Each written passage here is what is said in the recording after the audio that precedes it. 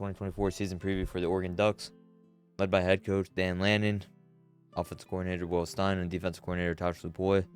Now, this depth chart right here, many Oregon fans out there would probably agree with me. This is the most talented roster Oregon football has probably ever had. And that's not the craziest statement when you actually digest each position group and see just how deep they are with talent. Former 4-star, former 5-star guys buried on the depth chart. Like that says a lot. It used to be Oregon couldn't get a 5-star. But now it's Oregon has a lot of 5-star guys, a lot of 4-star guys. And not all of them are playing. A lot of them are buried on the depth chart or whatever it may be. So obviously Dylan Gabriel is the quarterback, transfer from Oklahoma. And he's the Heisman favorite for a good reason. Not just because of how good he is, but the guys he's throwing the ball to. But Dante Moore, they didn't go out and just get one quarterback. They went out and got Dante Moore, who was a one-time commit. And remember, he flipped UCLA at the last second. But he's back to give them a solid backup and just to add to a great quarterback room with Austin Novosad as well. Now, at receiver, Trayshawn Holden is back. Tez Johnson, Oregon record holder for yards, catches, he's back as well. Evan Stewart, former 5-star number 1 wide receiver in the 2022 class from A&M, he is here. Jerion Dickey, former 5-star number 2 receiver in the 2023 class, is back as well. You have Gary Bryant, Kyler Casper, Jeremiah McClellan, who they flipped from Ohio State, Justice Lowe, who, hey, Oregon fans know he's getting a lot of hype in fall camp right now and throughout the summer. A lot of chatter, not just from coaches, but these guys. These top 3 guys talking a lot about Justice Lowe and what he can bring. Yeah, these 4 freshmen, a crazy haul of freshmen at receiver for the Ducks. Yeah, this receiver room, right now, I'd say it's probably the best receiver room in college football. Now, Ohio State, depending on what Ohio State does this year and how good Jeremiah Smith is, how good Cardinal Tate and Brandon Ennis are, they could have the number 1 room. But right now, on August 4th, as we're live, I got to give it to Oregon. And I know I might have bias, but I'm not the only one that feels that way. There are some Ohio State fans that have said the exact same thing I just said. Until proven by Ohio State and those young guys, Oregon has the best room. And that's just crazy to say that Oregon, out of all schools, has the number 1 receiver room with the Heisman favorite at quarterback. Then at running back, they have Jordan James back, who is one of the higher PFF graded guys. Yeah, Noah Whittington back, and then they got Jay Harris. He was a D2 player, and if you've seen pictures of him or watched the spring game, he is a big dude, big physical running back who's going to get a lot of playing time. And then Jaden Lamar, sophomore running back as well. Very deep running back room. Jordan James might be the workhorse though. He's got an NFL future for sure. Then at tight end, Terrence Ferguson, very good tight end. Patrick Herbert, he's back again. Then Kenyon Sadiq, just like Justice Lowe, Sadiq maybe just a little bit more, has gotten a lot of hype from coaches, specifically Will Stein, the offensive coordinator, saying that the sky's the limit. Brock Bowers, like ability, athletically, can catch the ball out of the backfield, line up wide, on the ball, whatever they want him to do. Apparently, he can do it very well, and he's also the second or third fastest guy on the team, and he's listed at 6'3", 235. And there's only 2 guys that ran faster than him in the offseason, which is crazy. One's a linebacker too, and then the other's a track star. So yeah, a lot to like on offense. And then offensive line, they're going to be in the running for the Joe Moore Award for a 3rd year in a row with Josh Connerly. And they got Marcus Harper back. Connerly, future NFL tackle. And then a Johnny Cornelius, future NFL tackle as well. Matthew Bedford, transfer from Indiana. And then Apani Lalulu is going to step in and fill in the spot of Jackson Powers Johnson since he's off to the NFL. So the offense should be top 3 all year for points, yards, whatever it may be. High expectations for the offense. The the defense, this is where improvement is going to be made, and this is where Dan Lanning is prioritizing high school recruitment and building and filling the holes through the transfer portal. As you see, there's a lot of orange freshmen, a lot of transfers as well. Starting up front, Jordan Birch, one of the better run defenders in the Pac-12, is back. Jamari Caldwell, transfer from Houston, gonna step in. Now, this is where I disagree with this. Derek Harmon is a much better player than Keon Ware-Hudson. We've seen Keon for 4 or 5 years now, and he's never had the production that Derek Harmon had just last year at Michigan State. Now, no slight to Keon. It's just we know what he is now. Derek Harmon's a future NFL D lineman with a high impact, and there's a reason Dan Lanning went out and got him. So you're going to have Harmon there in the middle as well, and then Mateo Uiagalelei, who's just a phenomenal pass rusher. As a true freshman last year, is now just a sophomore. And then he's backed up by Tatum Tuodi, who is also a great freshman. And then where is Blake Purchase? They got Blake Purchase out here. And Amari Winston. All these guys are sophomores. These 4 guys are all sophomore edge rushers. And they're all phenomenal. Blake Purchase, Mateo, they would have started on maybe 10 of the last 12 Oregon football teams prior to last season. And all those Mario Cristobal teams with Kayvon Thibodeau, they never really had a dude opposite of him. Well, this Oregon team has about 4 or 5 guys that would have started on those teams. If that says anything about the depth of this defensive front. Amari Washington, another phenomenal D lineman who's not even starting. Terrence Green, Nikhil Gardner, Jaden Moore, Zadavian Sims, Elijah Rushing, a 5-star edge rusher. Aiden Breland, a 5-star D lineman, is buried on the depth chart as a freshman.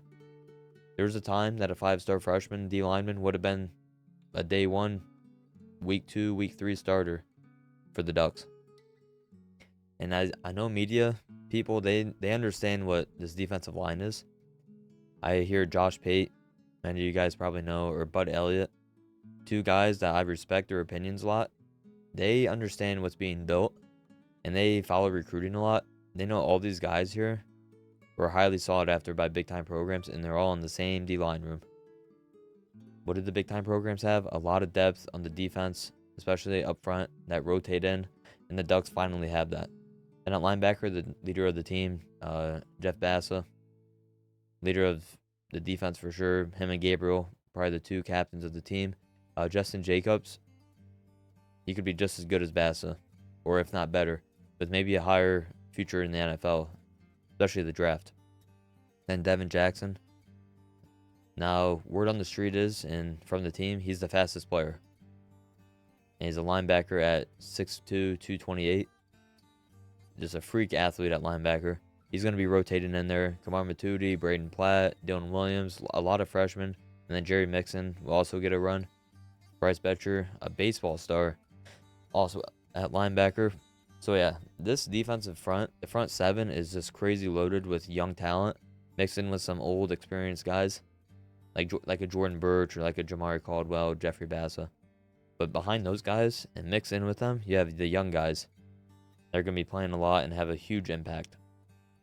Now, the secondary was the biggest fault of the Oregon defense last year, and they blew everyone out, barely struggled with very few teams outside of like Texas Tech. Everyone else, they shut down, but the teams that hurt them the most were teams that could throw the ball consistently and on time, like a Washington. Washington beat them twice. Why? Michael Penix, 3 outstanding receivers, got the ball out on time, on target. And it was just really hard to defend, and Oregon didn't have the guys to do so. So what they do, they went and stole Washington's best secondary player, Jabbar Muhammad, one of the highly sought after corners in the portal, to step in and be their number 1 guy. Not only did they get him, they got Cam Alexander, a highly productive guy from UTSA, with a lot of expectations. You got Kobe Savage from Kansas State at safety, and then nickel Brandon Johnson from Duke, who entered the portal after Mike Elko left. That whole secondary basically left. And Brandon Johnson had ties with Chris Hampton, the safety coach, from his time at Duke. So it was almost a no-brainer decision to follow him.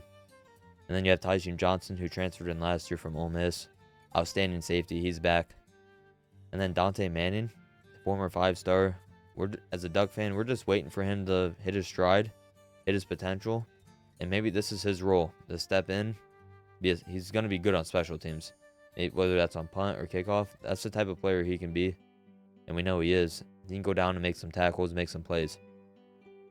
But Jalil Florence being third for boundary corner is kind of surprising because before injury, he was probably our best corner last year. But he did get hurt. He's coming off an injury, so that does have an impact. They got Nico Reed, transferred in last year from Colorado as well after their coaching change. And he's back. Just give them more depth. Like there's 5 or 4 corners right there. And then you got Alexander Sionalia, a JUCO #1 corner. Coming in, Dakota Fields, highly sought after freshman. Roderick Pleasant, Ifeolu Badegwu, Pleasant, the track star. Those of you that play the college football game, he has 99 speed. So he's just a very athletic corner. We've seen him play good coverage. He stepped in against USC last year as a true freshman. Against Brendan Rice, I think it was, came in. Got a stop. And then Peyton Woodard. This is a very interesting development. So he is on Oregon. He committed to Georgia. He flipped to Alabama. And then Nick Saban retired, so he entered the portal and then came out to Oregon. At one time 5-star. He dropped to around like the 100th ranked player in last year's class at safety. Nonetheless, gives the Ducks a lot of depth there. And then Aaron Flowers and Kingston Lopa, 2 other highly rated safeties, to step in that room as well. So there's a lot to like on defense. A lot to like on offense. This roster, top 2, top 3 roster in college football. Now, on to the schedule. First year in the Big Ten, and they open with Idaho. That should be a win. Boise State. That should be a win. At Oregon State. Oregon State lost over half their roster. Coaching change. That should be a win as well. You get a bye week at UCLA. That should be a win. Michigan State. Now, if this was at Michigan State, maybe a trap game, but in Autzen Stadium. I know they have Aiden Childs. I think we know what Aiden Childs is, though, or what he's going to be. And I mean that in a good way. Like, we know he's going to be terrific, like a really good dual threat. But I don't think he's going to be the problem. It's what's around him. Who's he throwing the ball to? Who's blocking for him? We just don't know. So that gives them a 5-0 start, most likely. And then here's the big one. Could be game of the year in college football. Oregon at Ohio State at Oregon. Probably the game of the year. And right now, Oregon is a slight favorite. And if I had to choose, I mean, obviously it's going to be a toss-up. But we just don't know what these teams are right now. We don't know what kind of quarterback Will Howard's going to be. There's just a lot of unknowns with Ohio State's offense as well. Right now, I choose Oregon to win, mainly because they are home. Ohio State has to travel across the country and come play out here. It's going to be a tough game. Nonetheless, it could go either way, obviously, 50-50 game. At Purdue, this is a trap game. Most likely the biggest trap game on the schedule. I would call Wisconsin a trap game, but Wisconsin is a big enough brand. I think Oregon as a whole, and it's not coming off a game like Ohio State, right? Coming off Ohio State, say you win, your hopes are super high. Just like 3 years ago, Oregon beat Ohio State. Hopes were super high. A couple weeks later, they lost to a 3-9 Stanford team. So, anything can happen. Should be a win. Illinois, once again, it's home. Should be a win as well. At Michigan. Now, this could be a game that offers Oregon a bit of a challenge. It is their first big road test on the schedule. And it's against what could be the best defense again in college football. Certainly a top 5 defense. And a defensive line, just like Ohio State could, give them a lot of trouble. Now, I'd pick Oregon to win only because I think Oregon's built for a game like this. And I think by this point in the season, we're going to know that. But, hey, there's just a lot of unknowns right now. I would pick Oregon to win, though. Maryland, that should be a win. Maryland has to come all the way across the country and play you at Autzen Stadium. They lost to Leah. A lot of unknowns for the Terps. At Wisconsin. Now, I call this a trap game, but I think Wisconsin's going to have Oregon's full attention. And that's a credit to Wisconsin. Like, we know Luke Fickell's a good coach. And they could cause some problems in the Big Ten. And a problem could be maybe they beat Oregon. They upset them. It's certainly a losable game. Would I pick Oregon to lose? No. I'd certainly pick them to win, but nonetheless, it is losable. And then you get a late bye in the second to last week of the season before the revenge game on Washington. Now, Michael Penix is gone, Kalen DeBoer is gone, those receivers are gone, the offensive line's gone. That does not matter. It's still a rivalry game. Now, set all that aside, I think this could be the defining moment for Oregon's postseason run if they are to have one. Now, say they're 11-0 at this point. Okay, hypothetically 11-0, and you have a chance to cap off an undefeated regular season by getting revenge on your rival. Okay. Now, past Oregon teams, I'd see losing that. Just being honest, we've seen Oregon choke before at the end of the season, but I don't think that would happen. Now, even if they're 10-1, I don't think Oregon will lose the last game of their season. This is going to be senior night as well. We saw what happened last year when Oregon State came in. I think this is a game Oregon dominates, and they get the revenge on the Huskies. So, expectations, I think 11-1, it's what you have to say. You figure they split Michigan, Ohio State. Other than that, they probably win every other game. So 11-1 is the expectation. And now we get into the recruiting class, which at one point it looked like Oregon could get the first or second recruiting class, but it's kind of slowed down just a little bit after a few decommitments. Nonetheless, they're sitting at number 6. But here's the number right here. 15 commits. Only 15 commits and they're 6th. They still have the highest average player rating per commit in the country, along with Ohio State and Alabama. But yeah, this class, they're far from done, and top 3 class is well in sight. Obviously, you have DeCorian Moore, Dallas Wilson. The first and third best wide receivers in America are both headed to Oregon. Crazy duo. Probably the best wide receiver haul Oregon's ever had in a recruiting class. Because you also have Cooper Perry down here, and then Isaiah Mosey. Now, Mosey, he could decommit any moment now and flip to Nebraska, where his dad just got hired. But other than that, you're going to have 3 top-tier receivers.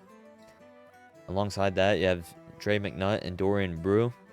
Brew is at one point a 5-star. Trey McNutt is the number 1 safety. He's from Ohio. He's in the mix.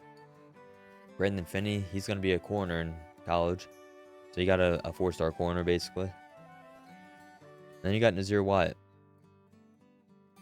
Got Nazir Wyatt from Mater Dei. A projected edge rusher at the next level. If he gets bigger, we're just going to have to wait and see. Nonetheless, he's a 4-star. Deer Hill, 4-star running back from Illinois. Jordan Davison, 4-star running back from Mater Dei. Then Akili Smith Jr., the gem at quarterback in this class, who's dropped a bit after some camps. Now, do I think that's warranted? Not really. I'm a big believer that the on-field performance in the fall, like, I just don't understand how a lot of guys, especially Oregon recruits, like, once guys commit to Oregon, they drop, but like other schools, players will rise. And that all happens in the offseason. Like, no football is played, so I just have a hard time seeing like huge drop-offs. But it is what it is. Like, at the end of the day, a recruiting ranking for a player is just a number. And what they do on the field is obviously going to be seen by the staff, and the staff's going to choose their players from there. Yeah, this class is deep, and like I said, they're not done, and that's probably the most exciting part about this review. Not only do they have those guys committed, but they have a lot of guys left. All right, Austin Pay, they're in it for him, offensive tackle. I'm going to switch over to composite real quick. Justice Terry, they're not in for him. Not in it for any of these guys. Jonah Williams, they're right there for. A&M, I think that's an old crystal ball. Right now, it might be LSU, Texas, and Oregon as the top 3. Now, on 3, I believe he is favored to Oregon. Let's see. I'm pretty sure he is. Yeah, so he still has predictions there. So they're in it for him, number 1 linebacker. They already got the number 1 safety, number 1 receiver. Michael Terry, number 1 athlete. They're in the top 3. Top 3 is looking like Oregon, A&M, Texas, with Nebraska trying to get back in it. Let's see who else. Am I missing someone up here?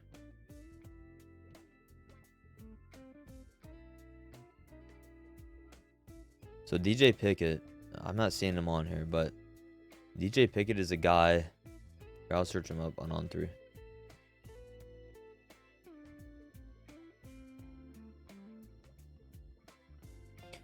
DJ Pickett committed to LSU a couple weeks ago. But before the commitment, as you can see, Oregon was the favorite. Okay? Now, the reason I say that is nothing's over until signing day. Okay? And we've seen Dan Lanning do it before, where last minute he'll come in and swoop one of the better players from someone's class.